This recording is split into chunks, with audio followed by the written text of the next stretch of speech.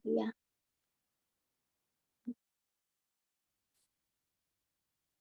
Hallelujah. Dakilang Diyos, pinupuri ka namin, niluluwalhati namin ang iyong banal na pangalan. Tunay na iyong mga gawa ay walang katulad. Salamat po, Ama, sa pangalan po ng Panginoong Hesukristo. Muli po, lumalapit po kami sa gabing ito. Kami po ay nagpapakumbaba, humihingi po ng kapatawaran sa lahat po ng aming mga nagawang pagkakasala. Kung ano man po ang nakikita mong karumihan sa aming mga puso't isipan, linisin mo po kami ng iyong banal na dugo. At sa gabi pong ito, nawa po sa aming pagbubulay-bulay ng iyong mga salita, nawa po ito po ay aming maunawaan. Kayo po ang mauna sa aming gagawing magde-devotion. Kayo po ang mahayag lamang sa gabing ito. At sa mga kapatid po namin na papauwi pa lamang po ng kanilang tahanan, ingatan mo po sila, Panginoon. At kayo po ang mag-guide sa kanila. At nagpapasalamat po kami sa araw na ibinigay mo na kalakasan, proteksyon sa lahat po ng biyaya na aming nare-receive sa iyo po, Panginoon. Salamat po sa iyong walang hanggang kabutihan, Panginoon. Hallelujah. In Jesus' name, we pray. Amen.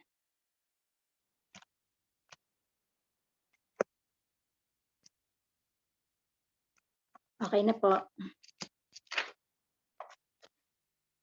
Ang devotion ko po ay sa kung paano po ginamit at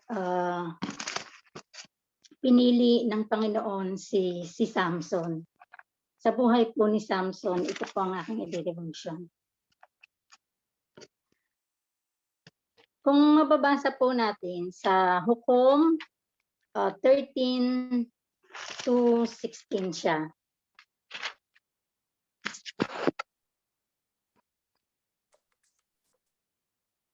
Hindi na po natin babasahin dahil masyado pong mahaba. 3 pong chapter. Akin na lang po siyang isa-summarize. Pero pero mahaba din po kahit summarize. Sabi nga doon, sa chapter 13, ipinanganak si Samson. Sa isang bayan ng Sora ay mayroong mag-asawa na lalaki. Ang pangalan ng lalaki ay si Manoah. Hindi dito binanggit kung anong pangalan ng kanyang asawa, no? Si Manoah ay kabilang sa lipi ni Dan. Wala silang anak sapagkat baog ang kanyang asawa.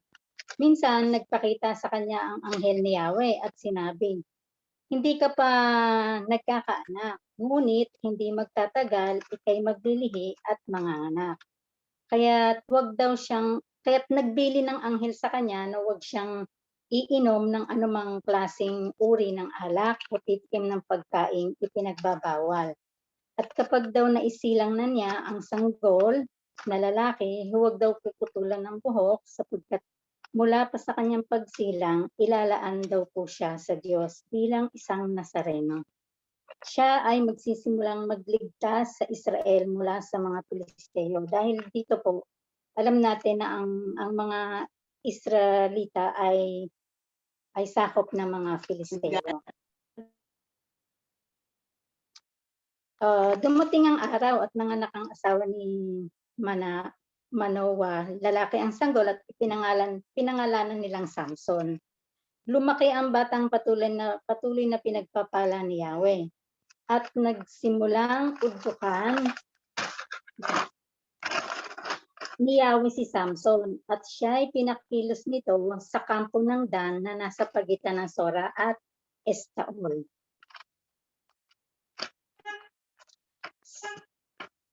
Tapos sumunod po sa chapter 14 na po tayo kasi masyadong mahaba yung 13. Sa chapter 14, nag-asawa si Samson sa dalagang taga Timna. Minsan daw nagpunta si Samson sa Timna at nakakita siya roon ng isang dalagang Filistea. Kaya sinabi niya sa kanyang mga magulang na kunin ang dalaga para mapangasawa niya. Hindi sang-ayon ang kanyang mga magulang pero nanindigan si Samson sa nais niya. Yun pala ang kalooban ni Yahweh upang bigyan ng pagkakataong digmain ang mga taga-Filisteo. Ang Israel noon ay sakop nga ng mga Filisteo. Pumunta nga si Samson sa Timna kasama ang kanyang mga magulang. At habang dumaraan sa isang ubasan, may isang batang leon na umuungal kay Samson. Kaya't siya ay pinalakas ng espiritu ni Yahweh at pinatay niya sa pamamagitan ng kanyang kamay ang leon, na para lamang isang batang kambing. Hindi na niya sinabi o pinaalam sa kanyang mga magulang. Pagkatapos noon, pinuntahan na ni Samson ang dalaga at pagkalipas nga ng ilang araw, nagbalik siya upang ito ay pakasalan. Pagdating niya sa pinagpatayan niya ng leon, naisipan niya itong tingnan. Ang nakita niya ay isang malaking bahay pulot-pukyutan sa loob ng katawan ng napatay niyang leon. Kinain niya ito at dinalhan pa niya ang kanyang mga magulang, ngunit hindi niya sinasabi na ito galing sa napatay niyang leon. Tapos pumunta ang ama ni Samson sa bahay ng kanyang mapapangasawa at naghanda ng salo-salo. Nang makita sila ng mga Pilisteo, siya'y binigyan nila ng 30 abay na kabataang lalaki. Tapos naisipan ni Samson na bigyan sila ng palaisipan. Ang sabi niya, mayroon akong bugtong. Kapag nahulaan nila bago matapos ang 7 araw ng nahandaan, bibigyan sila ng 30 pirasong 13 pirasong lino at 13 pirasong magagarang damit. So pumayag naman sila. Ang sabi ni Samson, yung bugtong niya, mula sa kumakain ay lumalabas ang pagkain at mula sa malakas, matamis ang lumalabas. 3 araw na hindi pa nila nahuhulaan kaya ng ika-4 na araw na kinausap na ng mga taga-Pilisteo yung mapapangasawa ni Samson at tinakot na susunugin siya pati ang kanyang pamilya kapag hindi niya sinabi yung sagot sa bugtong ni Samson. Kaya napilitang sabihin ng mapapangasawa ni Samson yung sagot sa bugtong. Kasi kinulit na kasi nung mapapangasawa niya si Samson para sabihin sa kanya kung ano yung sagot. Hindi ko alam bakit kinulit din niya si Samson. Siguro natatakot din tong mapapangasawa niya na kasi sabi ng mga taga-Filisteo susunugin siya pati ang kanyang pamilya pag hindi niya sinabi yung sagot sa bugtong ni Samson. Kaya sinabi ni Samson sa kanya yung bugtong. So nung sinabi na ng mapapangasawa ni Samson yung bugtong sa mga taga-Filisteo, nagalit si Samson kasi nga natalo siya sa bugtong dahil magbibigay siya nung ipinangako niya. Kaya si Samson ay nagpunta sa isang bayan ng Ashkelon, sabi. At siya ay pinalakas ni Yahweh at pumatay ng 13 kalalakihan at kinuha ang magagarang kasuotan at ibinigay sa mga nakasagot sa kanyang bugtong. At pagkatapos, umuwi siyang galit na galit. Tapos dahil sa nangyari naman, ang asawa naman niya ibinigay sa pangunahing abay. Ibinigay doon sa pangunahing abay yung kanyang mapapangasawa. Tapos dumating ang panahon ng anihan. Dala ang batang kambing, dinalaw uli ni Samson yung kanyang asawa. Ngunit ayaw siyang papasukin ng kanyang biyanan at sinabing ibinigay na daw sa ang kanyang asawa sa kaibigan niya. So nagalit si Samson. Kaya't humuli siya ng 300 asong gubat at pinagtali ang mga ito sa buntot ng dala-dalawa at kinabitan ng sulo. At sinindihan ng mga sulo at pinakawalan sa triguhan ang mga asong gubat. Kaya nasunog lahat ng trigo. Hindi lang ang mga naani na, kundi pati iyong hindi pa naaani. Ganon din ang ginawa niya sa taniman ng mga olibo. Nalaman ng mga Filisteo na si Samson ang may gawa sapagkat ibinigay ng kanyang biyanan ang natagatin niya ang kanyang mapapangasawa. Ito lang po.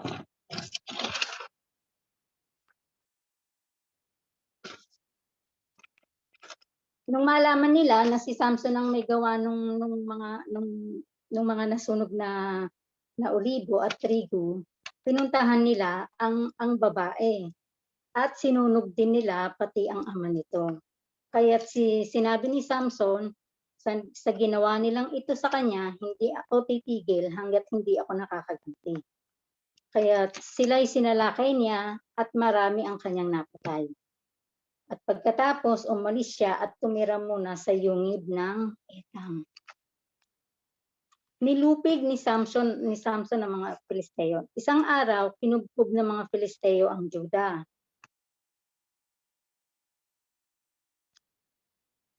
At sinalakay ang bayan ng Lehi upang hulihin si Samson. Akala kasi ng mga taga-Filisteo nandoon si Samson sa bayan ng Lehi na nagtatago. Yun, upang hulihin nga si Samson. At yung mga kalalakihang 3,000 kalalakihan ng Juda ay nagpunta sa yungib Etam para gapusin at isuko sa mga taga-Filisteo si Samson.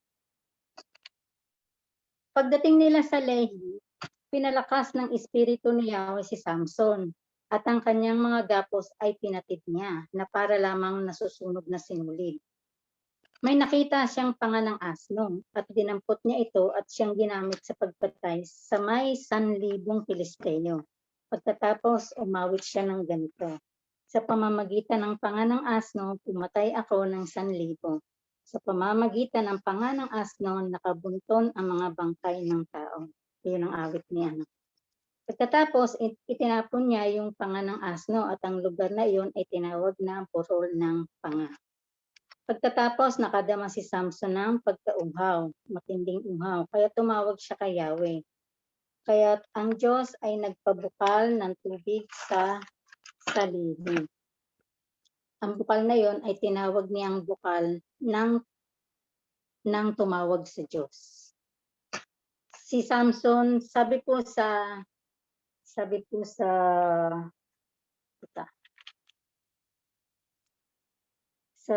chapter 14,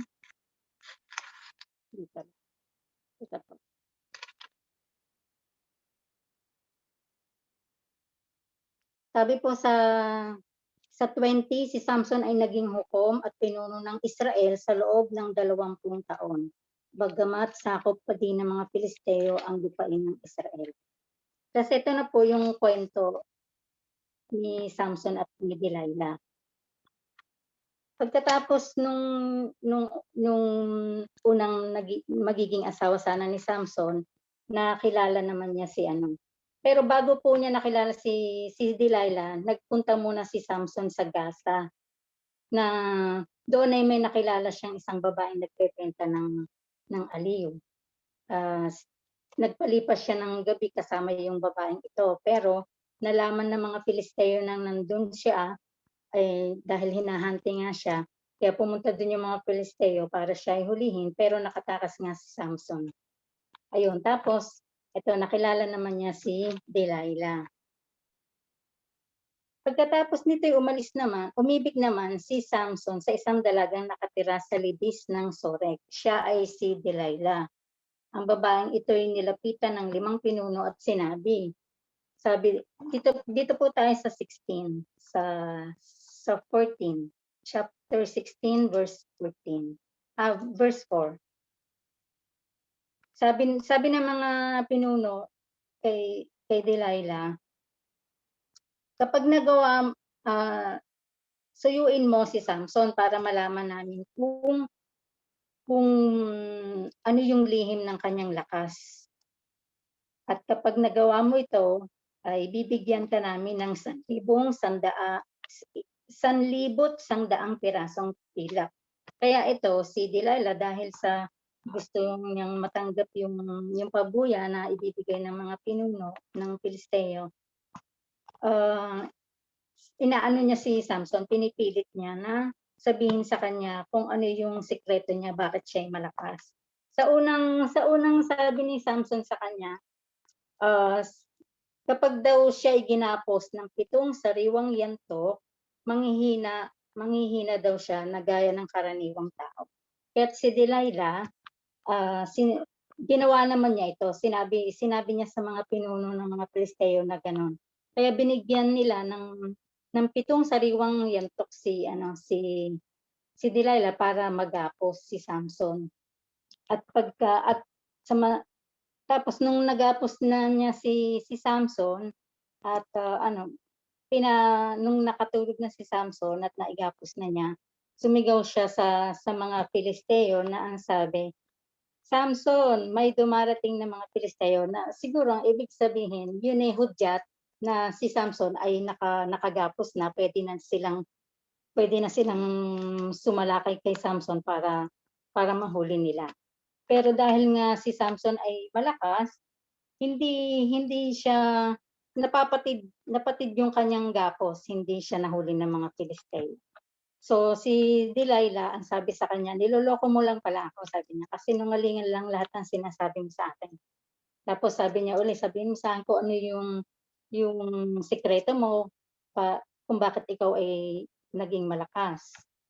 Kaya't si Samson ay nagsabing muli. Ang sabi niya, ito yung pangalawang sinabi niya kay Delilah, "Kapag ako'y ginapos ng bagong lubid na hindi pa nagagamit, manghihina ako gaya ng karaniwang tao." So si Delilah kumuha na naman ng bagong lubid at ginapos si Samson. Pagkatapos ay sumigaw na naman siya, "Samson, may dumarating na mga Filisteo."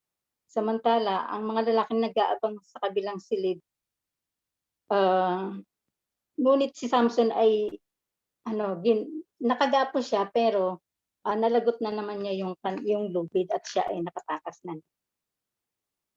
So si Delilah ang sabi niya, "Hanggang ngayon niloloko mo pa rin ako," sabi niya. Ah, Sabi niya, "Hindi hindi mo sa'kin sinasabi kung ano yung totoo," sabi niya. Eh, di ngayon si Samson nagsabi na naman uli ng paraan niya kung bakit daw siya malakas. Sa 3 pagkakataon niyang sinabi, ang sabi niya, "Kapag pinag-isa mo ang 7 tirintas ng aking buhok, saka ipinulupot sa isang tulos, manghihina na ako at magiging katulad ng karaniwang tao." Kaya ang ginawa ni Delilah, pinatulog na naman niya si Samson at pinag-isa ang 7 tirintas nito, pagkatapos ipinulupot niya ito sa isang tulos saka sumigaw. Sumigaw na naman si Delilah, "Samson, may dumarating na mga Filisteo." Ngunit siya'y nagising at dali-daling kinalas sa tulos ang kanyang buhok, kaya't ayun, nakatakas na naman uli siya. Tapos ang sabi ni Delilah, "Akala ko mahal mo ako." Kunwari nag-aano si Delilah. Pero hanggang ngayon hindi pa rin daw niya sinasabi kung ano yung tunay. So dito sa 17, nagsabi na ngayon si Samson ng tunay na dahilan. Kaya sinabi niya ang totoo. Sabi niya, "Alam mo, mula sa pagkabatay inilaan na ako ng Diyos bilang isang Nazareno. Ni minsan hindi pa nasasayaran ng pagpit ang aking buhok. Kaya kapag naputol ang aking buhok, hihina akong tulad ng karaniwang tao." Kaya itong si Delilah, na nabatid niya na nagsasabi si Samson ng totoo, kaya ang ginawa niya, pinatawag niya ang mga haring Filisteo. Pinasabi niya na nagtapat na si Samson kung bakit siya nagiging malakas. Kaya ito po sa 17, mababasa po natin. Teka lang po, tignan muna ako ng isa.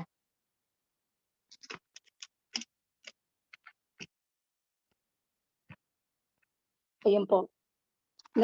Kaya nagtapat na si Samson, kaya maaari na silang magbalik sa Sorek. Nagbalik nga roon ang mga pinuno, dala ang perang ibabayad kay Delilah. So, babayaran na nila si Delilah. At kaya ang ginawa ni Delilah, pinatulog niya sa kandungan niya si Samson nang ito'y mahimbing na, tumawag siya ng isang tao at ginupit ang 7 tirintas ng buhok ni Samson. Kaya nang mawala na ang kanyang kakaibang lakas, ginising ni Delilah si Samson at kanyang sinabi, "Samson, may dumarating na mga Filisteo." Nang nagtangka ng bumangon si Samson, hindi na siya makakawala dahil wala na siyang lakas, dahil naputol na yung kanyang buhok. Kaya ang ginawa ng mga Pilisteo, dinukot yung kanyang mga mata at tinalian ng tanikalang tanso at pinagtrabaho sa isang gilingan sa loob ng bilangguan. Ayun po, nakakalungkot. Ako'y nalulungkot dito pag nababasa ko. Sabi ko, "Samson, ikaw hindi mo ba nahahalata na ikaw gustong patayin ng babaeng iniibig mo na mukha siyang pera, ano po, gusto niyang mapunta lang sa kanya yung pilak kaya kahit alam niyang mahal siya ni Samson, parang ipinagbili niya si Samson sa mga taga-Pilisteo." Ayun po. Ta's ito na yung kamatayan ni Samson, dito nalulungkot din po ako pero napa-proud ako sa kanya kasi hanggang sa huli tinupad niya yung kanyang misyon, yung ipinag-uutos sa kanya ng Lord. Dito nga po, pinagkatuwaan nila dito si Samson, inilabas nila sa bilangguan ta's pinagkatuwaan nila. Tapos pinatayo nila sa pagitan ng dalawang malalaking haligi. Kaya kasi ang sabi ni Samson sa isang bata, ihawak daw siya sa dalawang malaking haligi. Sa dalawang malalaking haligi. At kaya nga nung ihawak na ni Samson yung dalawa niyang kamay sa haligi ng gusali, sumandal siya doon. At tapos, ah, ang gusali napakasikip dahil ang dami ng tao at babae at lalaki lahat ay may 3,000. Naroon din ang mga haring Pilisteo, masaya silang pinagkakatuwaan si Samson, sabi nga. Kaya si Samson nanalangin pong muli sa Panginoon. Ang sabi niya dito po sa 28, ang sabi po niya, "Panginoong Yahweh, mahabag kayo sa akin, isinasamo kong minsan pa ninyo akong palakasin upang sa pagkakataong ito'y makaganti ako sa mga Pilisteo sa pagkakadukot nila sa aking mga mata."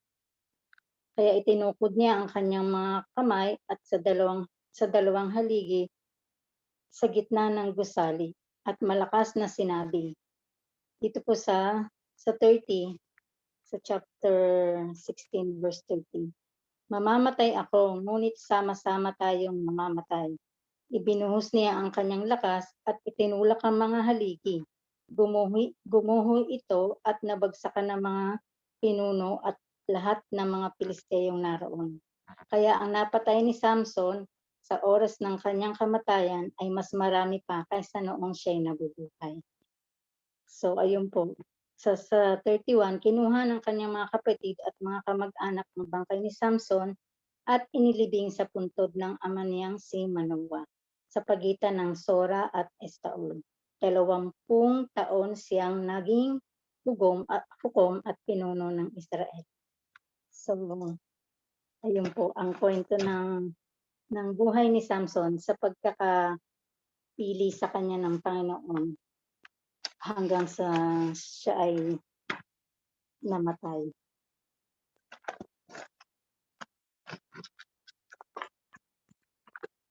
So,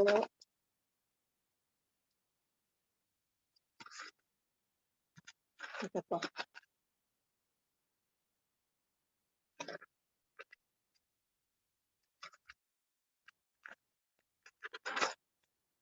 So dito po sa story ni Samson, ini-illustrate daw po dito ng Lord kung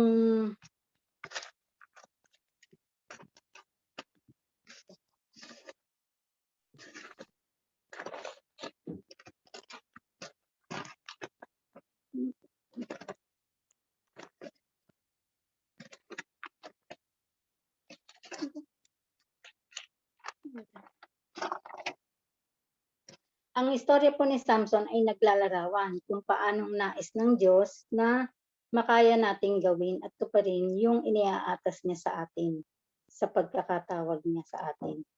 Nagawa lamang ni Samson ang iniatas sa kanya ng Diyos dahil sa ibinigay niyang kalakasan. Kung wala ang lakas na iyon, wala siyang magagawa. Ito ba?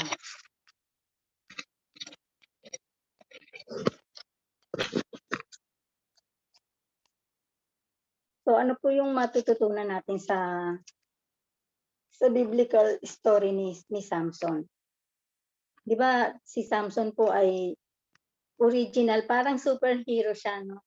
Kasi isang ordinary man, pero binigyan ng Lord ng kalakasan, ng strength para para dahil may purpose sa kanya yung Lord na siya ay magdadala ng freedom para sa mga taga-Israel dahil nga sila ay sakop ng mga Filisteo. Ang Filisteo ay parang isang oppressive na government siya. Sa akin po, may tatlong aral na pwede nating matutunan sa story ni Samson. Ang sabi, sa number 1 po, sabi, God created you for a higher purpose. Ano po, doon po sa nababasa natin sa story nga po ng pagkakapanganak ni Samson, na yung kanyang magulang ay yung pangalan ng kanyang ama ay si Manoah, at yung kanyang asawa nga ay isang baog na hindi sila magkaanak. So nag-intervene na po doon ang Lord dahil nga may plano siya. May special calling siya doon sa magiging anak ni Manoah, kaya binigyan niya ng pagkakataong magkaanak yung mag-asawa na hindi magkaanak. So si Samson po ay pinili ng Panginoon upang gawin yung will niya para lumaya yung mga Israelites sa government, sa pamumuno ng Filisteo, kasi nga po sila ay sakop ng Filisteo. So sabi nga po doon, si Samson ay lumaki na alam niya sa buhay niya na siya ay nakalaan para sa purpose ng Lord.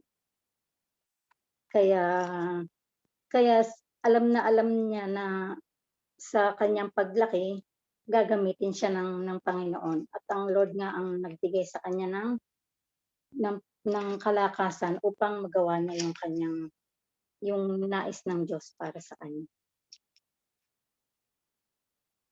At ang sabi po, God chose you and gave you a purpose. Tayo po ay pinili ng Diyos at binigyan niya tayo ng purpose bago pa lang tayo isilang. Noon pong kinreate ng Lord ang heaven and earth, alam niya na makikita natin yung sarili natin na naglilingkod sa Kanya, di po ba? Tayo po ay nilikha ng Lord dahil may purpose tayo. Ang importante po ay hanapin natin yung kalooban ng Lord. Hanapin natin kung ano yung purpose ng buhay natin. Hindi lang basta tayo magtatrabaho. Dahil ang Lord nga ay may plano para sa atin. So, ang pangalawa po, ang nakita ko, you need God's strength to fulfill your calling. Kailangan natin yung ibibigay na kalakasan ng Panginoon para ma-fulfill natin kung ano man yung kanyang nais na ipagawa sa atin. Sa story ni Samson, nagawa lamang niya yung pinapagawa ng Lord sa kanya dahil binigyan siya ng kalakasan ng Panginoon. Kung hindi siya binigyan, hindi niya magagawa yun, di po ba?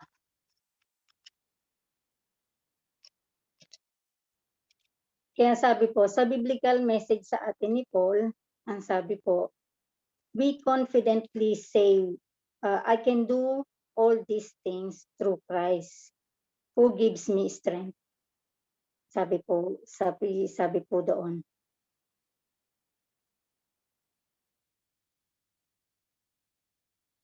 Sa patatlo pong nakita ko, you will face opposition while fulfilling God's call. Yung meron pong mga taong yung labag, yung gusto natin, sila po yung di-distract sa atin. Katulad po ni Samson, 'di ba? Yung mga countrymen niya, yung 3,000 kalalakihan, 'di ba binihag siya nung nalaman nila na may kasalanan si Samson sa pagkakasunod dun sa mga trigo tsaka sa olibo. Dahil sinalakay ng Filisteo ang Juda, nagalit ang mga taga-Juda sa kanya kasi nga nadadamay daw po kasi sila sa ginawa ni Samson.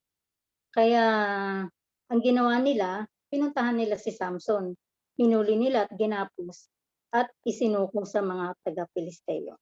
So gano'n din po sa ating buhay na kapag gumagawa tayo ng nais ng Panginoon sa buhay natin, yung purpose ng Lord, merong mga nagkokontra, may kumokontra sa atin. So ginagawa nila yung mga bagay para hindi natin magawa yung kalooban para sa atin ng Lord. Yun po, pastora. Tapos na po ako. Ay, yung iba naman po siguro kung ano yung natutunan nila sa story ni Samson.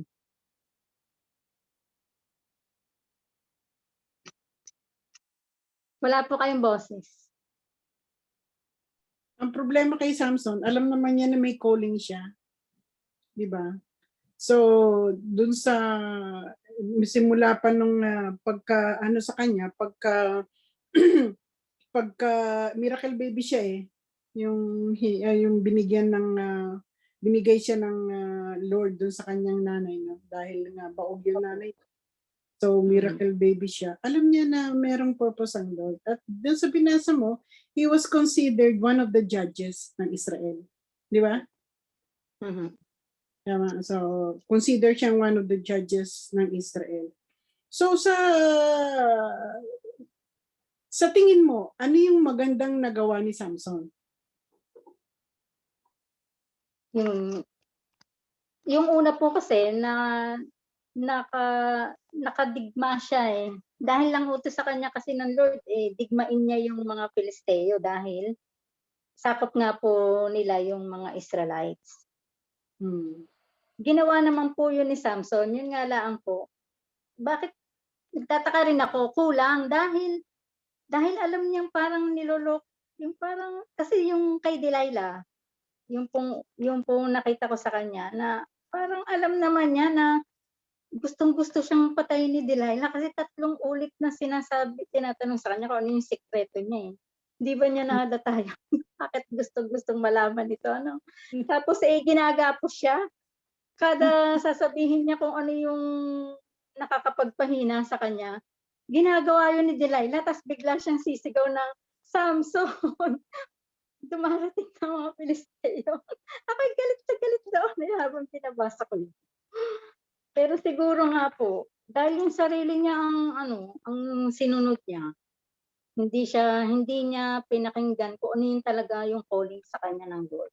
Sarili pa rin niya. Parang sarili niya yung sinunod niya dito. Kaya nangyari yun sa kanya. Pero bakit nga naging consider siya as one of the judges ng Israel? Kung wala siyang kung hindi niya nagawa yung pinapagawa ng Panginoon sa kanya. Kaya gaya nga na sinabi mo, nagawa naman niya. Nagawa naman po. Oo, yung latter part ng kanyang buhay. Kaya lang, nung nag-decide siya na sundin yung pagkatawag ng Lord sa kanya, is talagang, it is really the end of his life. Diba? Yung parang, ito na yung pinakahuling yugto ng aking buhay, hindi ko sasayangin ito, at ngayon ko nagagawin yung pinapagawa ng Lord sa akin, yung pagkatawag sa kanya ng Panginoon. Ang nakakalungkot lang doon is doon lang siya nag-decide nung wala na siyang magawa, bulag na siya, Tulog na siya. di ba?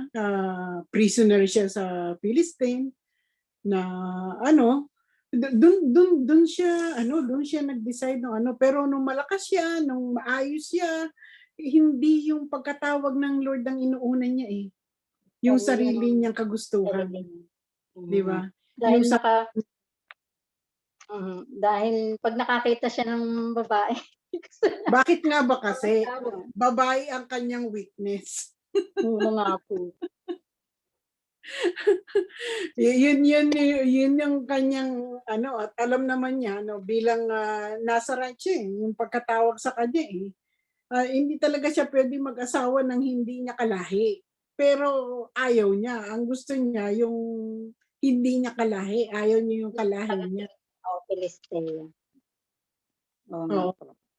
So, sige nga, tignan natin. Yung, tanungin natin yung iba kung anong kung ano ang nakita nilang alam natin kasi pag pangit marami kang masasabi.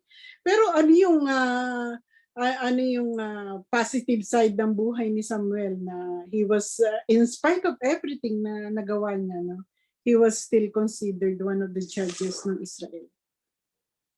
So, tanungin ko si Gemma. Pastora. Okay. Ikaw, Gemma. Sa tingin mo, may maganda bang nangyari sa buhay ni Samson?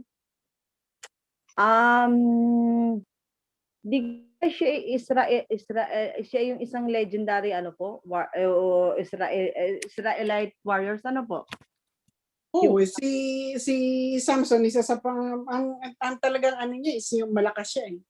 Oo. Ay ibig sabihin ano pong maganda parang titingnan na yung pangit ang maipapakita ko Kasi diga ito nasabi ko para sa kanya kasi yung lakas niya hindi niya ginamit. Yun ang sinasabi natin sa bawat Kristiyano po na habang may lakas ka pa, kung ano yung pinapagawa ng Panginoon, yun ang gawin mo. Yun ang para sa akin kaya hindi ko makita sa kanya yung good side. Even yung good side niya, ang good side niya kasi kung paano siya magmahal. Yun naman ang nakita ko sa kanya. Na patuloy siyang niloloko at talagang pinagbibigyan pa rin niya yung asawa. Ganun yung kanyang pagmamahal doon sa kanyang asawa na alam natin na yung kanyang pagmamahal sa kanyang asawa hindi kahit imposible naman po sa isang asawang lalaki na hindi mo nararamdaman na ikaw ay nililinlang o niloloko ng iyong parang ang hirap Bakit nga ba? Hindi niya yun nakukuha. Kasi ayun nga po yung sinasabing bulag na pag-ibig. Dahil sa kanyang pagmamahal sa kanyang asawa, nabubulag siya na kahit anong panlililang sa kanya ay hindi niya magawang ibig sabihin hindi niya magawang ilagay sa negative yung mga ginagawa ni Delilah kasi talagang mahal na mahal niya si Delilah. Yun ang pagkakamali niya. Ayun pa pala ang pagkakamali ng mga lalaki. Pag sobrang pagmamahalin niyo, hindi niyo na nakikita yung mga po. So, yun ang para sa akin. Ang tanong, Jem, meron pa kayang ganung lalaki ngayon kagaya ni Samson sa pag-ibig? Sa tingin mo? Maybe few. Para sa akin.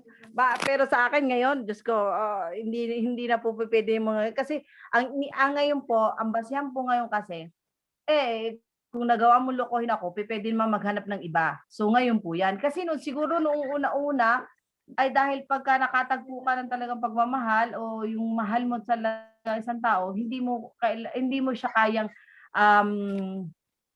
kayang ipagpalit. So maaring ganoon ang pagmamahal ni Samson. So yun po ang aking nakikita ko yung side lang na positive sa kanya, yung kung gaano siya magmahal sa asawa niya. Yun po ang aking sa kanya na kahit niloloko siya Diyos ko, imposible napakahirap unawain yun na hindi siya 3 beses siya nanilinlang. Hindi niya naramdaman yun. Ewan ko po kung bakit wala siyang pakiramdam doon sa kanyang asawa na siya ay nililinlang lang. So, yun po para sa akin. Pero Jem, ano ko sa'yo, tingnan mo yung Hebrews 11. Bakit ang author ng Hebrews sinama si Samson sa mga heroes of faith? Eh di, baka po nga kasi diga, ang hukom ay tungkol kay Samson, maaaring ganun. Dahil ang judge, hindi ko po, ano po sa Hebreo, alin po doon yung sinasabi? Hebrews 11 verse 36 onward. Kasi sinabi niya dun yung mga judges at sinabi niya si Gideon, si Barak, sinama niya si Samson dun eh. Ibig sabihin, bakit po Basahin mo yung sa Hebrews 11:36. Basahin mo nga sa Tagalog. Start ng 36. ano po, Hebreo 11? Ah, Ibig sabihin, bakit na siya napasama kung tutusin? Ewan ko po. Diga po. Bakit siya isasama hindi ko po alam. Hebreo 11 po. chapter 11, start ng verse 36 siya tayo. 36. Ang haba pala nito. Nandito yung kay Isaac. Oo, di ba? Si Abraham, yung pag-offer niya kay Isaac, si Noah. Yung Mga heroes of faith ang nandyan eh. Bakit nakasama?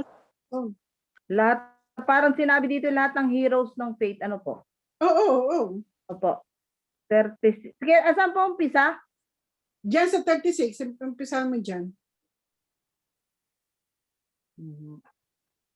Bakit isasama si ano dito? Ano po? Di ba Gideon yung start yung kay Gideon? English ang aking pastore. Oh, sige. Teka. 36. Hebreo. Parang sa palagay ko wala nang malulokong gayang asawa.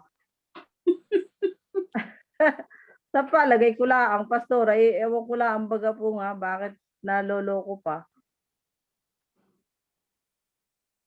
11. Yeah. Ari English po. Pero pwede ka rin Tagalogin. Kaso dun sa RTTV yun. Ari po sabi sa 36 ano po? Ang sabi po dito ay Hebreo 11 po, 36, sabi po dito ay others suffered mocking and flogging. Ayun nga po ba yun? Oo, sige, basahin mo.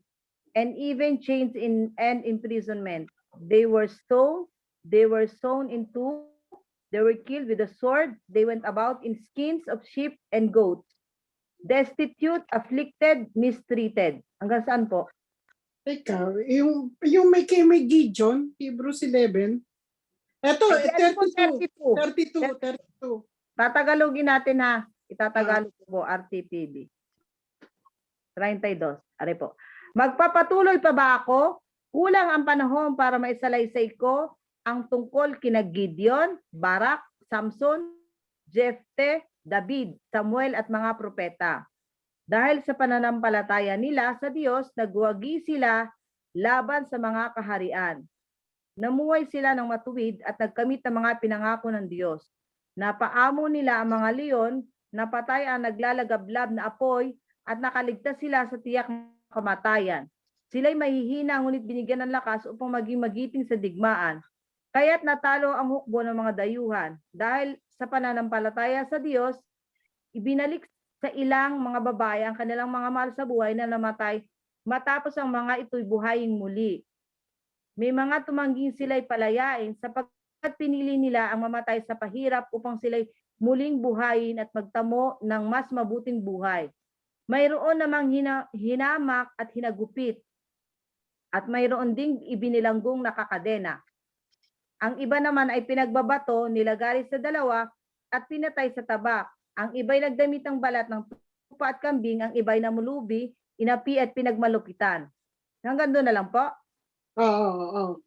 Kasi pastora, ito mga ito, lahat na naging, kung hindi ako nagkakamali, parang, ito lahat ay, Gideon, si Gideon, lahat sila parang mga army, lahat mga judges yun si Gideon, si Barak, di ba? Si Jepta. Kasi, pastora, dito kasi, ito yung mga binigyan ng Panginoon ng yung lakas sa pakikipaglaban po.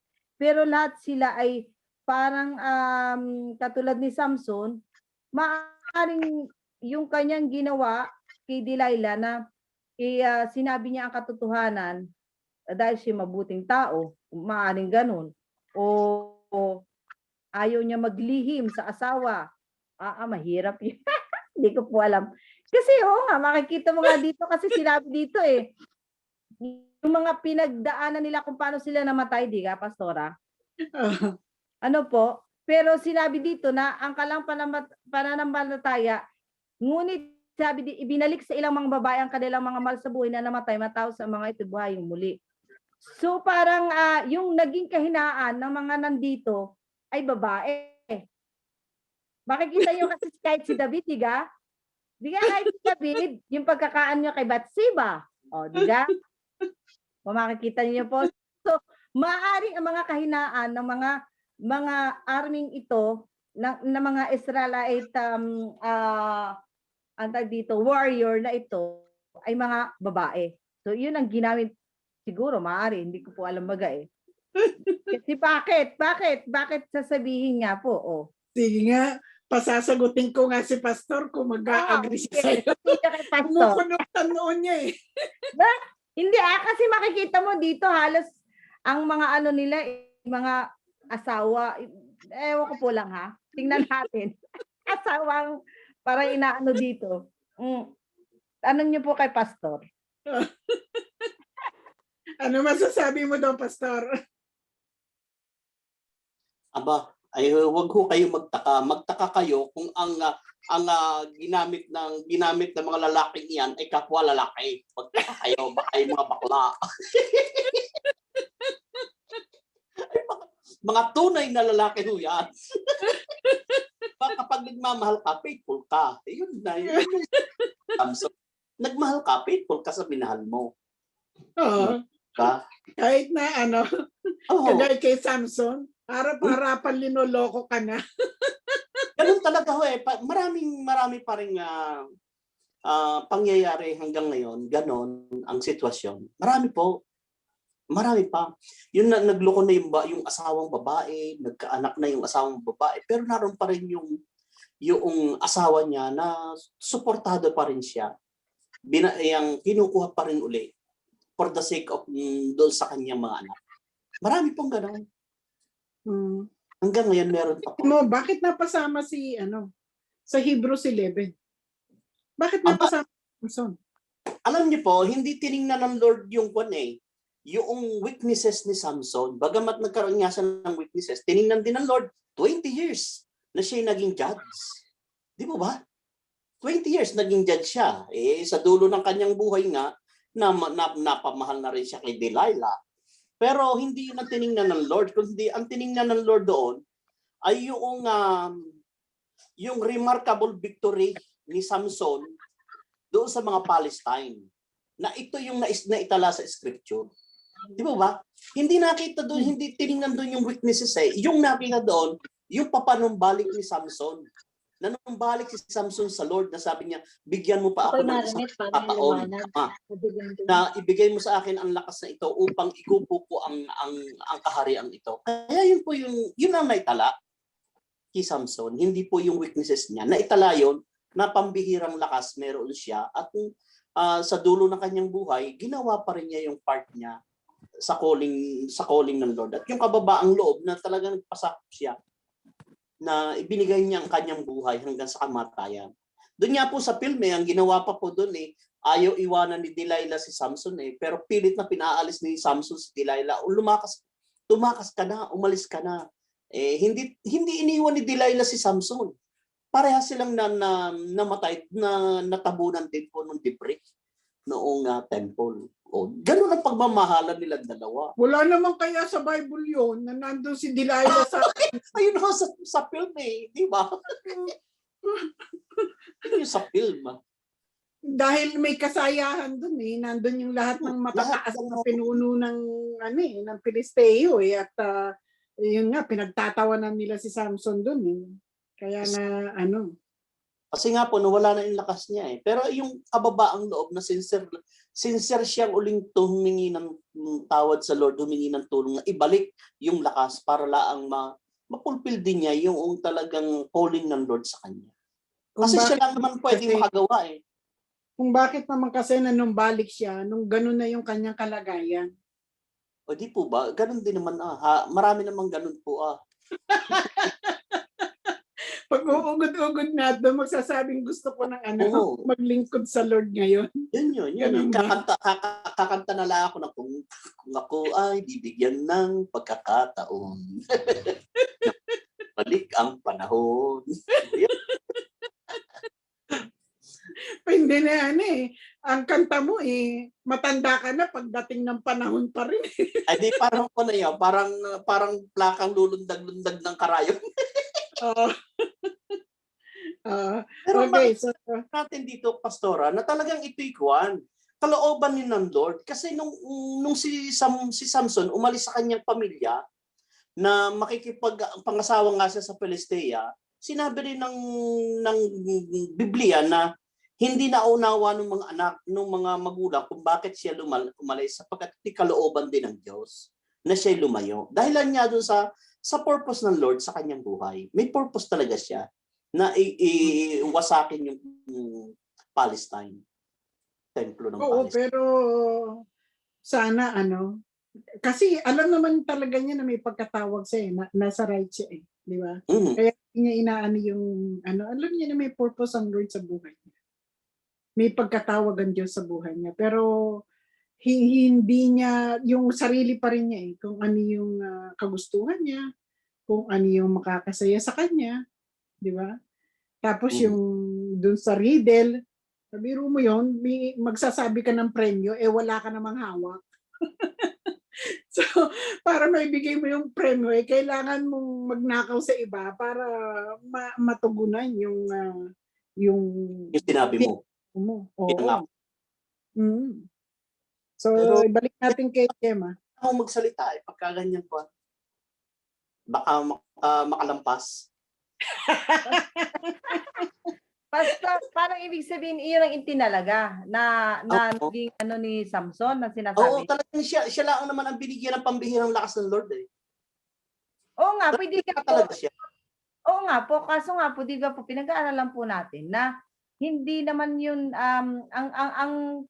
ano naman diga, pinag-aaralan na natin, yung kung saan ka yung huling buhay mo, nasaan ka, diga?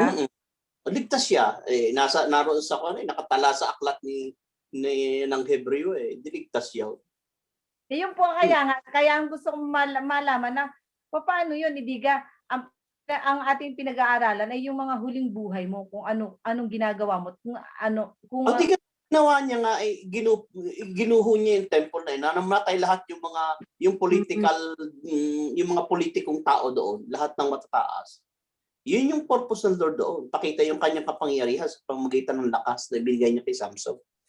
Ay oo nga, pwede si Samson nga, nung siya ay humihingi ng tulong sa Panginoon, ay nung na ibalik ang kanyang lakas, ay kung kailan siya ay bulag na. So ang punto dito, Pastor, kasi ay yung time na lang bang kung halimbawang walang-wala ka na talagang kakapitan na talagang ikaw ay bulag ka na at hindi ka na, wala ka na magagawa sa Panginoon dahil ikaw ay wala ng lakas, sa kakahihingi sa Panginoon na bigyan mo pa yung tulungan mo po ako at ako parang ganoon. Alam niyo meron kasing iba't ibang weaknesses naging weaknesses ni Samson nga yun.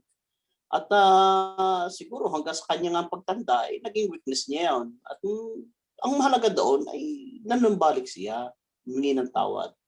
Kasi lahat tayo may weaknesses kanya-kanya tayong weaknesses. Yung weaknesses na yan, tumatanda rin yun kasama rin natin sa pagtanda Di ba? Kasama natin sa pagtanda, hindi naman natin kayang mapagtagumpayan yun nung sa ating lakas lang, sa ating sa pagpipigil ng ating lakas, damdamin, isip. Hindi natin kaya Kaya ibinibigay natin sa Lord.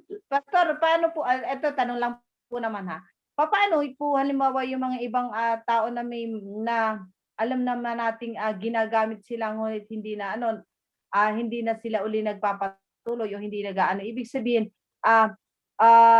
anong kalang ano doon sa buhay nila na ibig sabihin baga pwede nilang gawin yon na matagal pa naman, malakas pa ako. Paano kung gawin sa kanila ng Panginoon na Ano alisin yung sabi paglalaki? kanina na ang tinitingnan ng Lord ay yung end ng buhay mo, paano ka Mhm. nagtapos, nagwakas. O, Yun nga po. kaya nga, walang pwedeng mag-judge doon eh. Kung kailan ka natapos, nagwakas, eh, ikaw lang at ang Diyos nakakaalam noon. So, hindi ko, yun po, ang ano ko, yung si Samson Kaya nga, nga, paano ang kuwang ko noon, sabi ko nga, sorry kayo, hindi nyo naranasan. kasi yun nga laging sinasabi ko na habang malakas ka pa, kung may magagawa ka para sa Panginoon, gawin mo na. Kasi paano nga kung wala ka ng time? Yun po ang lagi kong inaano yung Kaya nga, ang pinakamagandang halimbawa dyan, si Apostol Paul. Kasi talagang totally surrendered siya eh. Talagang pinatay na niya ang sarili niya para lang kay Lord. Binuhay niya si Lord sa buhay niya. Hindi na ang kanyang talagang sarili. Di mo ba? Totally surrendered talaga si Paul. Si Paul lang naman ang nakasundod ng gano'n. Yan si John. Pero makikita naman natin sa buhay ni Samson nga, lahat ng kamali ang ginawa niya, pinagbayaran niya. Mm-hmm. Di ba? Yung consequences nung hindi ka makakalagpas doon eh. Na doon sa lahat ng ginagawa mo, kamalian o kasalanan is meron talaga siyang kaakibat na consequences. At alam natin pinagdaanan lahat ni Samson yun. Kaya nga siya napupunta sa ganung kalagayan eh. Dahil sa consequences nung mga ginawa niya. Pero ang ano nga doon, yung panunumbalik niya sa Lord. No? Minsan talaga yung grace ng Lord, hindi natin kayang talaga eh. Hindi natin kayang arukin, hindi natin kayang intindihin. Di ba, Jem? Maraming ganyan eh, di ba? Si Manase. Bago siya namatay, nanumbalik sa Panginoon. Bakit siya nanumbalik? Dahil din doon sa pinaranas ng Lord sa kanya na naging dinala siya sa Assyria ng na pinarada siya bilang hari. Yun na nagpamulat sa kanya. Kaya nung magbalik siya sa Israel, talagang tinama niya yung lahat ng pagkakamali niya. Kaya lang huli na na yung mga tao sa idolatry. Ayun na mahirap. Laging meron sa na huli na. Anong gagawin mo kung sasabihin siya, ay huli na, nandiyan ka na eh. Mas maganda yung yun lang ang nakakalungkot doon. Pero makikita natin yung pagpapatawad ng Diyos, nandun lagi eh, kapag bumalik ka sa Kanya. Hindi siya pwedeng humindi. Kapag talagang, kagaya ni Samson, no?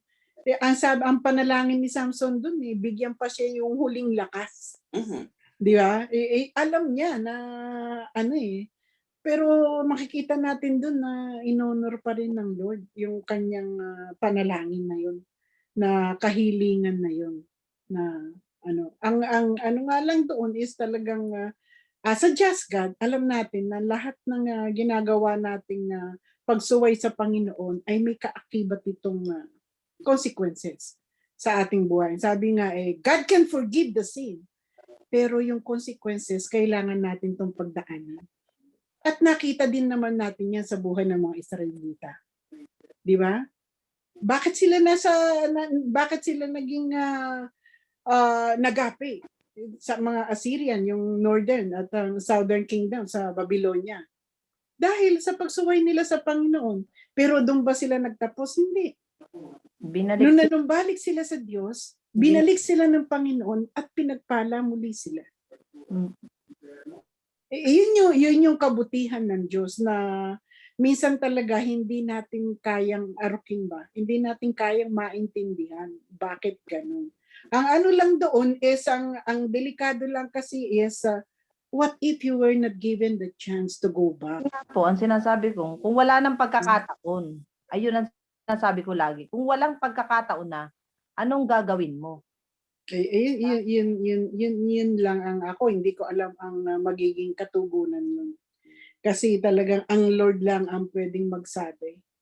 Kung pero saan ako dito, talagang kaya nga ibinigay si Samson ay itinalaga na siya ng Diyos para magsimulang magligtas sa Israel. Yung purpose talaga ng Lord sa kanya. Oo, at the end yung purpose ng Lord, nagawa naman niya. Nagawa naman niya. Sa kanyang buhay na ano. Pero nakakaano no, kung pag pinag-aralan mo nga yung buhay ni Samson tapos makikita mo yung pangalan niya sa Hall of Faith ng mga mga may pananampalatayang tao. Bakit napapunta si Samson dito? Sa iyo, Sister Maylene,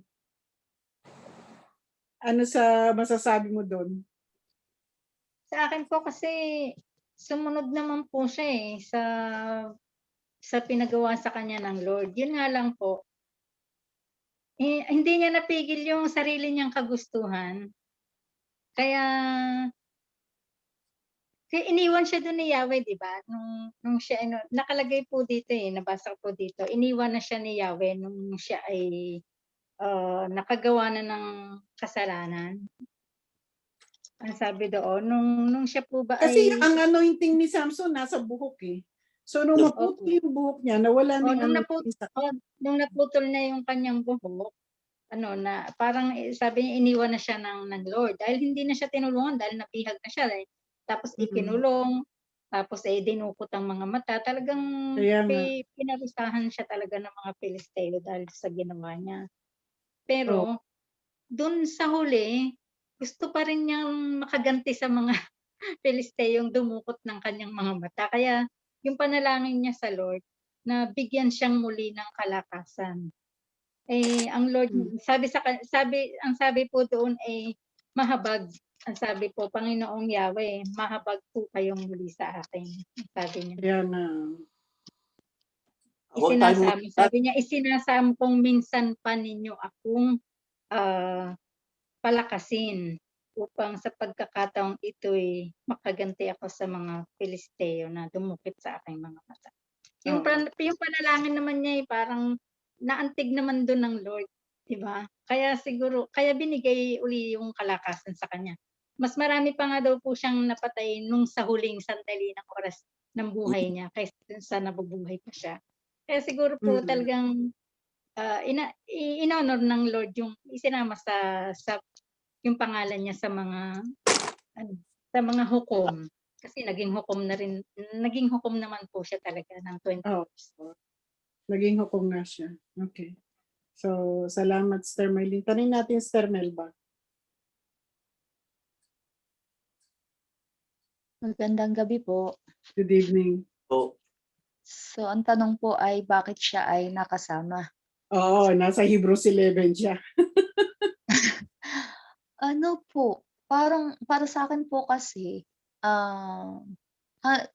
although nagkaganyan yung buhay niya, pero sa huling sandali pa din po ng kanyang buhay, nandoon pa din yung siguro kahit pa sabihin na ang panalangin niya doon ay makaganti siya sa mga Pilisteo sa mga ginawa sa kanya, parang nandoon pa din sa puso niya kung ano talaga yung layunin. Kaya binigay siya, 'di ba po siya ay talaga namang itinalaga para labanan mga Pilisteo, tama? Ano po? Tama, judges kasi siya. From the start, alam na niya na yun yung niya, yung calling sa kanya. Siguro kahit na nga, although ang pagkakasabi nga dun sa huli ay para siya'y makaganti sa ginawa sa kanya, naniniwala po ako na sa puso niya, nandun pa din yung calling sa kanya.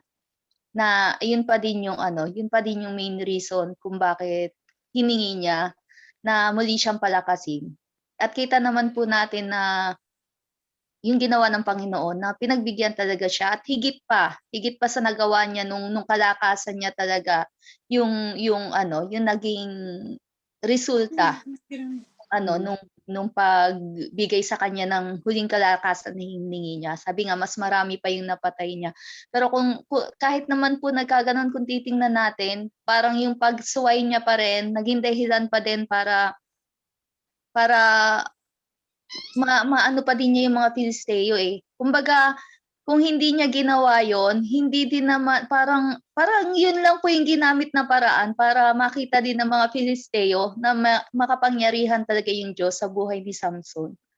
Kasi yung lakas na meron siya na talaga nagmumula sa Diyos, katunayan talaga na ano, na may Diyos na nag-aano kay Samson at ang mga Filisteo ay kayang-kaya talagang kaya na labanan sa pamamagitan ng buhay ni Samson. At yung paraan na yun nga lang po yung paraan na sa babae siya nahulog, pero still nandun pa din na ano na na parang ang pangit tingnan na sa pagsuway niya ay nasumuway siya pero nagagawa pa din yung purpose niya sa pagkaano. Ewan ko po, gano'n ko yung nakita, parang kahit na sumusuway siya, still nafu-fulfill pa din yung kalooban ng Diyos na labanan nila yung mga Philistines through him. And even nga po yung sa kaparasahan na sa kanya dapat talaga sa konsekwensya ang kanyang ginawa, nung nagbalik loob talaga siya, binigay pa din ng Panginoon talaga yung ano. Dahil alam ko, sa akin po personal, sa puso niya, nandun pa din yung calling niya. Yun, amen. Ako rin po. Yun po yung ano ko. So yun. Nandun Yun po pa rin yung na deepest desire niya. Opo. Kaya parang ano po ano niyo po yung Pag sa kanya. yun po ano na kahit na talagang until the end, nandun pa din yung kung matutupad pa din yung purpose ng Diyos sa pagkatawag sa atin. Yun nga lang po, minsan, ang sakit nga po na sa process, naliligaw tayo, ang dami nating pagdadaanan dahil sa mga pagkakamali natin. Pero hanggang sa huli, kapag yun ang pagkatawag sa'yo ng Panginoon, doon ka pa din talaga babagsak. Dadalhin. Tama. Yun po yung sa akin. Okay. So, salamat, Sister Melba. Salamat din po. Siguro, tanungin natin si Brother Lito. Ba't ka natatawa, Pastor? Run, Samson, run. Delilah's on his way. Ano punta ng pastora? Yun nga, sa tingin mo, may maganda bang nangyari sa buhay ni Samson? Kasi nasa Hebrews 11 siya eh. Opo, Diba? kasi po doon po sa Hebreo 11 ay kaya po siya nakasama doon. Ang pagkakaunawa ko po ay dahil siya nga yung pong parang man of faith po din siya eh. Paano mo natawag na man of faith siya? Ay kasi po kahit po siya ay alam niya na hindi naman talaga niya nasunod lahat ng kalooban ng Panginoon at talagang sumuway pa rin siya dahil sinabi naman na kailangan ang kanya maging asawa ay kalahi niya, pero sinuway pa rin niya at ang sinunod niya yung kagustuhan niya na yung Palistea rin ang mapangasawa niya nga si Delilah. At ayun nga po na dahil po doon sa kanyang pagsuway na ganon ay yung po nagdala sa kanya para siya po ay mapahamak. Pero doon nga po sa huli ay nandoon pa rin nga yung kanyang faith sa ating Panginoon na kahit po siya ay gayon ng nawala na yung lakas niya dahil naputol na nga yung kanyang buhok tapos dinukit pa yung kanyang mata ay ikinuwan po niya yung kusakon ay hiniling pa rin niya na doon sa huli ng kanyang buhay ay ibalik lang yung kanyang lakas ay handa rin niyang ibigay ang kanyang buhay. Ayun po. Kasi talagang dinesisyonan niya na mamamatay siya doon sa kasama yung mga Pilisteo. No? Nag-decide po talaga siya doon. Ayun nga po sa itatanong ko nga, may itatanong nga po din ako doon, kung doon ba doon sa 3,000 na yun, kung si Delilah nakasama. Kasama siyang namatay. Kasama siya namatay. Kasama, Pastor. Kasi doon po sa napapanood kong ang movie, ay hindi siya iwanan. Nandun nga po, pero sa Bible nga po, hindi ko alam kung ano ang totoo nangyari nga. Hindi po siya iniwanan ni Delilah, nagmahalan talaga sila eh. Ano naman nagmahalan sila eh. Kinuha nga ni Delilah Pastor! Di ka nga sa field. Pastor, paano nagmahalan yun? Eh, di ba? Kasi yung pera ang gusto niya. Oo. Eh, si, Yeah, Sa bill lang naman yun. si Samson yung nagmahal na sobra. Eh, si Delilah. Ikaw, Eva, sa tingin mo, kasama ba si Delilah dun sa namatay doon sa gumuhong mga haligi ng Sige. Hindi ko po yan alam kung kasama siya. Pero kung kakampi niya talaga yung mga Pilisteyong yun, hindi malamang kasama siya. Baka po kasama, bad siya eh. Kasama po, hindi, reward? nandun siya, hindi para samahan si Samson. Nandun Yung siya reward. para Oo. Sa side ng kasama Filisteo, pwede po. O di ba? Alam nga namang binulag na si Samson tapos katabi pa niya si Delilah doon. Ay baka po hinihintay pa yung pabuya. Ayan. Kulang pa yung binigay sa kanya. Pero Tingin hindi mo, rin naman ho Sister sinabi Elvie. na, hindi rin ho sinabi na ibinigay yung pabuya eh. Hindi rin na makinuha ni Delilah. Sabi Hindi ho sinabi ng Biblia na kinuha niya. na, Pastor, pero di po ba ipin-repair ng Filisteo? oo, Pinipare. Kaya nga siya O, hindi ibig sabihin nun, ibibigay? ibibigay nga. Ang problema nga, namatay din siya doon. Doon sa templong yun, ibinibigay yung premyo eh. kasi kung hindi siya interesado dun sa bakit talagang pinilit niya si Samson? Tinreten pa niya, hindi mo ako mahal. Di ba? Kasi ayaw mo sabihin sa akin ang sikreto mo. O di after nga siya dun sa matatanggap niya. O di ba? Sa LB, sa tingin mo, kasama ba si Delilah dun sa namatay dun sa kasama si Samson? Paano nga? Ise-search ko pa ho yan, Pastora. Pero pagka mga bad, dapat kasama. Kasama siya hindi dahil mahal niya si Samson. Kasama siya dahil nagse-celebrate siya sa nangyari kay Samson, ganun ba? Ay, yung po yung masakit, Pastora. Kasama sa tapos sa ganung bagay, hiwalay sila. Maganda baga po, Pastora, kung magkasama kayo sa hirap at ginawa, ay hindi po sa hirap, mag-isa ka. Sa saya, kita'y magkasama. Di ba po? Yun lamang po, yun po yung buhay. Kaya ang tanong nga po dito si Delilah ba yung naging dahilan na siya ba yung nanukso? Yung ba yung dito kay Samson? Siya po ba yung naging dahilan? O talagang inibig siya ni Samson? Oo, ang kasi Niligawan talaga siya, di ba naging po? dahilan kung bakit na-reveal yung sikreto ni Samson. Si Pero Delilah. bakit po yung lakas ni Samson ay nasa buhok? Kasi nung pinutol na po yung buhok niya, nawala na po siya ng lakas eh. Yun ang pagkatawag sa kanya eh. Nasa right kasi siya. Nasa reno yung pagkatawag. Hindi niya dapat puputulin ng kanyang buhok. Kasi di ba nga po't tinatanong siya ni Delilah, kinukulit siya ni Delilah na kung ano yung sekreto kung bakit malakas na malakas siya. Hindi lang malakas, talaga malakas na malakas po si Samson. So tinatanong po doon ni Delilah kung ano talaga at meron siyang ganong kalakasan. Nung natutulog nga po siya doon, nga po at inaano siya, inaano yung kanyang buhok and then pinutol yung buhok and then after nawala na po siya ng kalakasan. Nawala na po yung lakas niya. So at yun nga po sinasabi ni Sister ni Gemma na pagka wala ka ng lakas, paano na?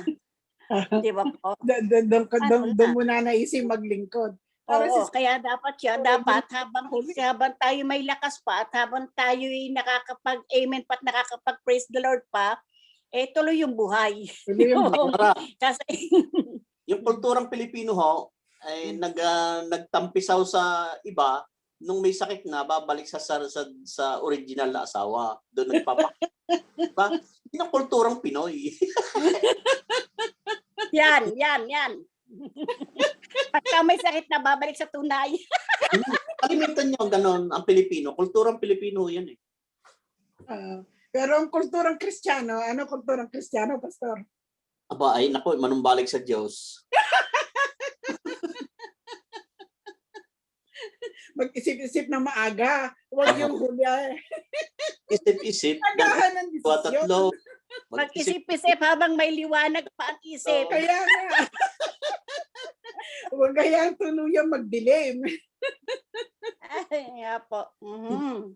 Pero talaga naano ako doon bakit in spite ng ginawa ni Samson, no? Hindi ko napapansin yun. Nasa Hebrews 11 siya. Nasa Hall of Fame, na Hall of Faith siya sa Hebrews 11. Siguro nga, kagaya naman ng sinabi ng Ezekiel, di ba? Doon, kung mabuti ka, tapos natapos ka ng masama, lahat ng kabutihan mo, wala. Pero kung masama ka at natapos ka mabuti, yung lahat ng kasamaan mo na nagawa mo is mapapatawad at i-counter yung kung paano ka natapos. Ang kagandahan lang talaga is yung kagaya ni Samson, kahit ano nangyari sa buhay niya, bumalik siya dun sa pagpatawad ng Diyos sa kanya. Kaya talagang lahat na were given the chance to go back. Ang tanong is, susunod ka ba dun sa last chance? No? Will you still decide to, ito ba yung pinaka-gagawin mong desisyon na sumunod na or titigasin mo pa rin ang puso mo at ayaw mo pa rin sumunod? Pero kay Samson nga, maganda ang naging end ng buhay niya dahil bumalik siya dun sa pagkatawag ng Diyos sa kanyang buhay. So, siguro isa pa, tanungin natin si Beng kung ano masasabi niya dito. Nakaw! Dalayla! Wala si Larman Kasi paborito si Larman yan So, nandito si Larman, siyang tatanungin ko Biro mo, Bible character, si Delilah ang pinili. Minsan may, minsan may sabit din niya si Larman Ikaw, Be, ano masasabi mo doon? Magandang gabi po sa lahat. Ano po ba talaga ang purpose ng hukom noon? Kasi di po ba parang simula kay Joshua, nung makangkar ni Joshua po yung Canaanite, ang Kanaan, parang hiniling na nila na magkaroon sila ng leader na magtatanggol sa kanila. Parang ganun po, tama po ba? Hindi, yung mga judges kasi noon, kaya may dahil wala nang hari, di ba? Opo. Hari doon. So, yung mga propeta, yung kagaya kasi pagkatapos ni Samuel yun dahil yung kanyang mga anak hindi sumunod sa kanyang yapak. Kaya nagtayo ng mga judges, nagkaroon ng mga judges na siyang magiging mangunguna na gagamitin ng Lord to deliver yung mga nag-o-oppress sa mga Israelites. Siguro po kaya siya na isama nga po dahil kumbaga yung pinagawa sa kanya ng Panginoon, kahit nga huli na ang lahat, kumbaga hindi niya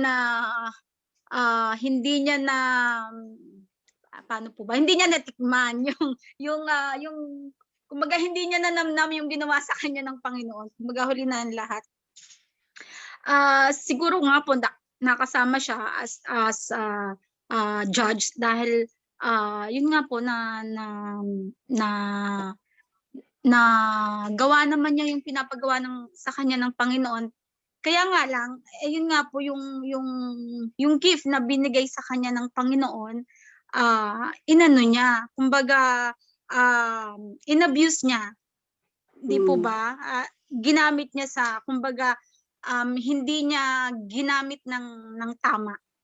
Tapos yun nga po, dahil sa ginawa niya, sa ginawa niya, kumbaga parang tayo din po, minsan yung mga gift na binibigay sa atin ng Panginoon, dahil ina-abuse natin to, kumbaga nagkakaroon ng kumbaga nakakaranas tayo, nararanasan natin yung mga consequences sa mga ginagawa natin. At yun nga, tulad din nga po talaga ni Manase na yung grace ng Lord ay hindi natin kayang ipaliwanag. Kumbaga hindi natin talaga pwedeng tuldukan yung buhay ng isang tao. Lord lang talaga po ang nakakaalam. Siya lang po talaga yung nakakaalam kung hanggang kailan kung hanggang saan o kung kailan ka gagamitin talaga ng Lord na kumbaga ng malakasan. Dahil kung mapapansin po natin kahit sa mga pinag-aaralan po natin sa mga Israelites, ang Lord po talaga hindi siya natutuwa kapag gumagawa tayo ng kumbaga nilalapastangan natin yung kanyang pangalan, di po ba? Pag nilalapastangan natin yung kanyang mga kagustuhan, yung kanyang pangalan, makakaranas tayo ng kumbaga syempre pag nasa kamay na tayo ng kaaway, di ba ang Lord lagi nating sinasabi at napag-aralan natin, hahayaan ka ng Lord sa gusto mo. So siguro maaaring ninayaan ng Lord si Samson sa gusto niya na mangyari sa buhay niya. Pero nung dumating yung time na, yun nga po, sabi sa 16:28, nung manalangin siya at humingi siya ng habag sa Panginoon, nakita natin yung awa ng Panginoon, yung habag ng Panginoon ay ibinigay sa kanya, na hindi naman natin masasabing huli na ang lahat kay Samson. Siguro hindi niya as a tao, hindi niya nakita ng kanyang mga mata yung ginawa ng Panginoon sa buhay niya. Pero alam naman natin na mas maganda yung pupuntahan ni Samson pagkatapos ng ginawa niyang iyon. At kaya nga siya nakasama sa isa sa mga judge. Ano po, nakikita ko lang po dito na nakakatuwa po ang Panginoon dahil ang buhay natin, minsan dito lang tayo talaga nakatingin sa gagawin ng Panginoon sa buhay natin. Yung para bang gusto nating makita yung ginagawa ng Panginoon sa buhay natin. Paano ba yung parang di ba as a Christian naman gusto natin may nangyayari talagang nakikita natin yung ginagawa ng Panginoon sa buhay natin. Di po ba? So nakita ko dito kay Samson, kumbaga mas higit yung kakamta natin, maaaring mas higit paano ko ba yung masasabi, kasi tayo po gustong-gusto natin na para bang isang karangalan sa hindi lang sa Lord kundi bilang para makita natin yung talagang purpose ng buhay. Kayo po ba, Pastor? Ano po ba yung gusto nyong makita sa buhay nyo as a Christian? Di po ba yung ang aim talaga natin may makitang magandang ginagawa ang Panginoon sa atin? Pero nakita ko nga po dito sa buhay ni Samson na yung mga wag nating tingnan kasi minsan na parang mas tingnan natin yung paano ko ba ipapaliwanag yun, dahil para sa akin parang ang lalim po kasi ng message ni Samson na nagkaganon siya, pero mas dahil sa ginawa niya mas sabihin nating ano ko ba sasabihin yun, parang mas yung after ng death niya sa kanya pong istorya, mas maganda yung pagkatapos niyang malagutan ng hininga, ang ganda nung may magandang nangyari sa kanya. At alam natin na kasama ni Samson ang Panginoon. Kumbaga, nasa kamay na siya ng Panginoon. Alam natin po 'yun. So, bilang isang Kristiyano po, parang nakikita ko sa buhay ni Samson, binibigyan tayo ng Panginoon ng lakas. Hindi lang kasi minsan yung pagbabago natin, yung mga nangyayari sa buhay natin na ito ay bunga ng ating mga panalangin. Para bang minsan ay siguro pag sa dami ng answered prayer mo, pag sa dami ng yung nangyaring maganda sa buhay mo, lagpasan mo, para bang minsan nangyayari yung kalakasan, yung kalakasan na nanggaling sa Lord, parang nagiging sayo ng kalakasan. Katulad nga po ng ating na-topic nung isang araw sa mga tungkol sa Israel. Parang gano'n na yung nangyayari sa atin. So, yun nga, katulad ko ng lagi kong panalangin, sana maabutan ako ng Lord o matapos yung buhay ko na maaring katulad ng kay Samson na numbalik sa Panginoon, at nung manumbalik siya sa Panginoon, may ginawa niya yung kagustuhan ng Panginoon. Yun po yung nakita ko nga magandang aral sa buhay ni Kaya nga Samson. ang Biblia kasi, wala tayong pwedeng itanong na hindi kayang sagutin ng Biblia. Oo. Kaya It's just really a matter na hahanapin mo talaga. Kasaysayan history ng tao, ng humanity, nasa loob ng Biblia. Ano mang tanong, may sagot ang Biblia.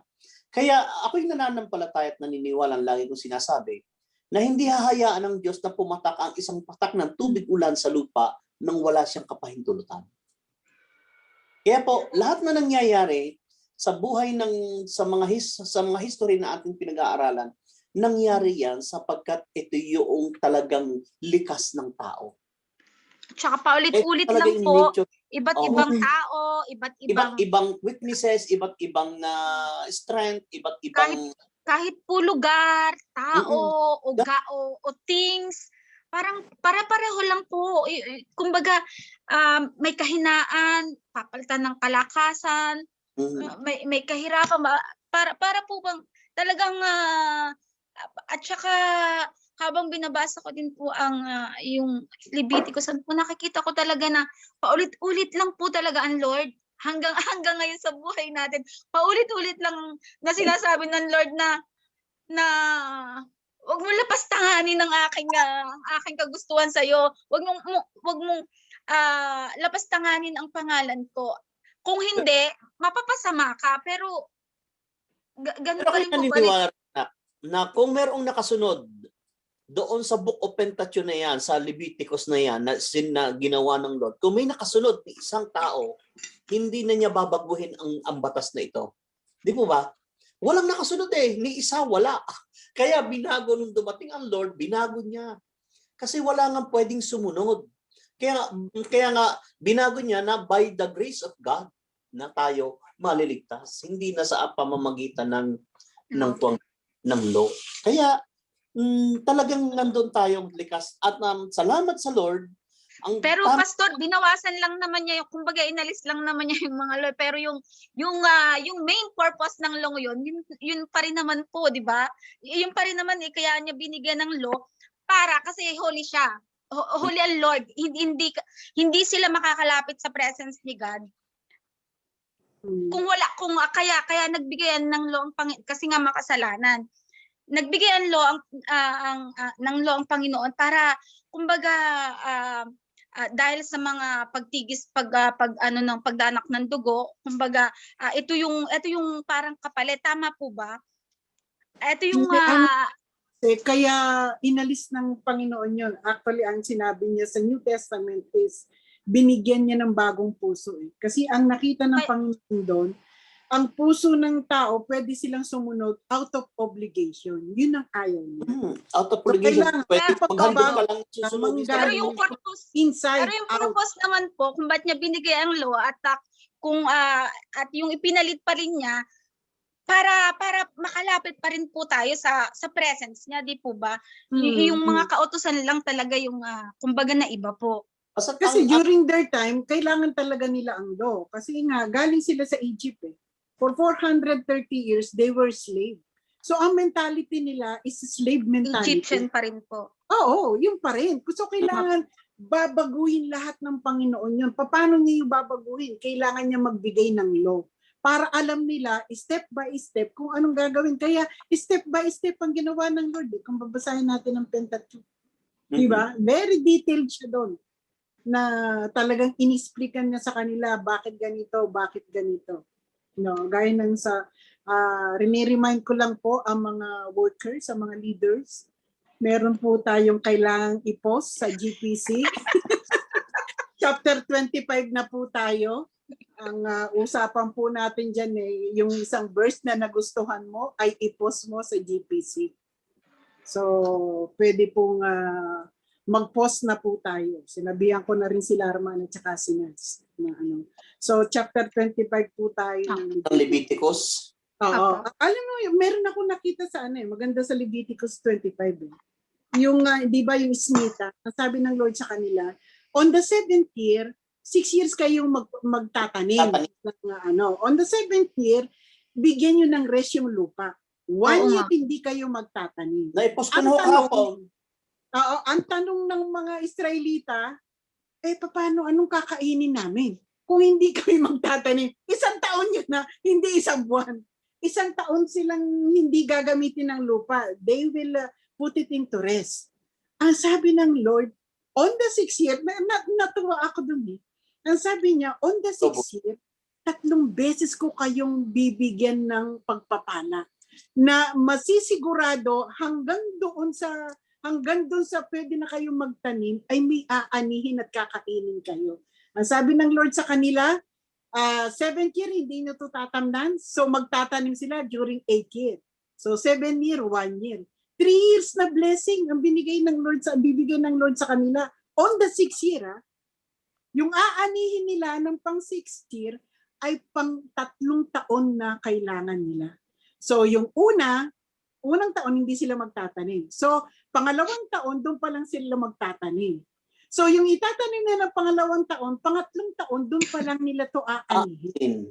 Kaya ang sabi ng Lord, kapag anin nyo na, ay sakto ito na meron na kayong kakainin dahil yung aanihin nyo ay kakainin nyo on the 4th day. Ang sabi ko, ang galing. Nung mabasa ko siya talagang natuwa ako. It's really a matter of obedience lang talaga. Nag-imbak sila ng pagkain.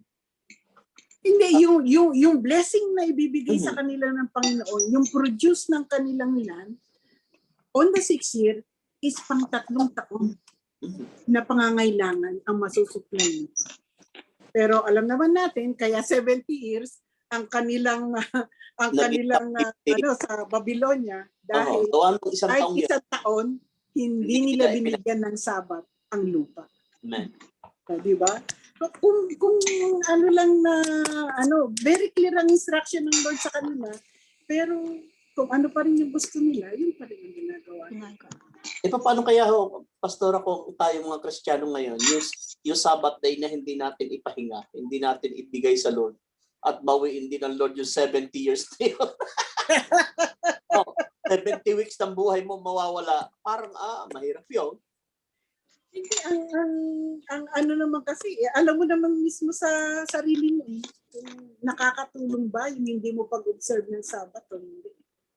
Kaya ang question kasi doon is yung talaga, yung sino ba uunahin mo? Diba?